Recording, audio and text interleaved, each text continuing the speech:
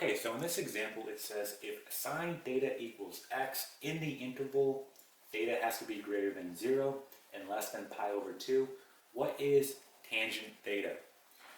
So the first thing we need to understand is it's asking for tangent theta.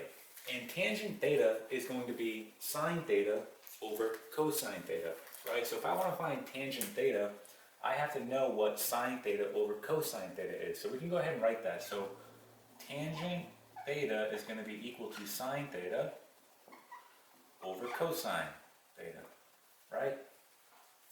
And then we know that this is occurring in the first quadrant because theta, right, is greater than 0 but less than pi over 2. So that is in the first quadrant. So if we just draw a quick unit circle, okay, so here we are. Doesn't have to be perfect, okay? And let's say that, well, we're going to go ahead and just draw in our angle, right? And right here, we're going to get a point which is x and y, which we know is really going to be here cosine theta and sine theta. So here's theta, right? My x value is going to relate to cosine theta. My y value relates to sine theta. Okay, so if I take this triangle that I just draw in here like that, if I pull that out of the unit circle, right, it's going to look something like this. Okay?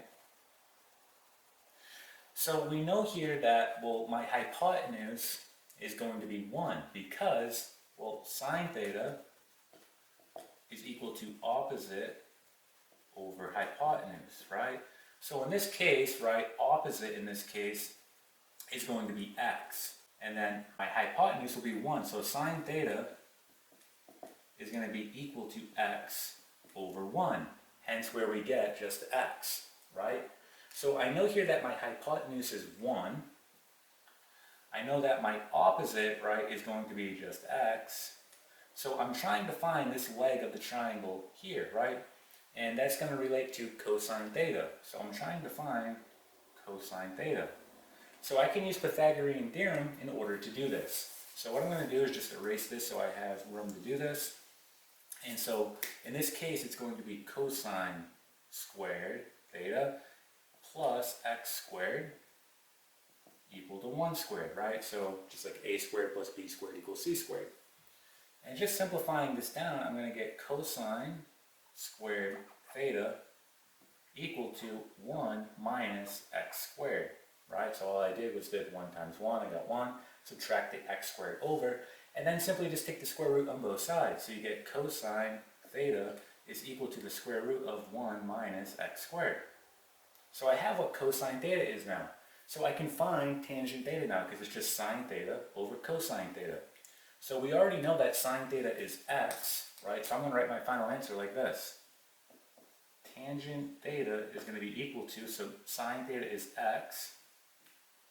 And we just determined that cosine theta is going to be the square root of 1 minus x squared. Okay, and that's it. So this here is going to be your final answer. Alright, so that is what tangent theta is. Okay, and that is it.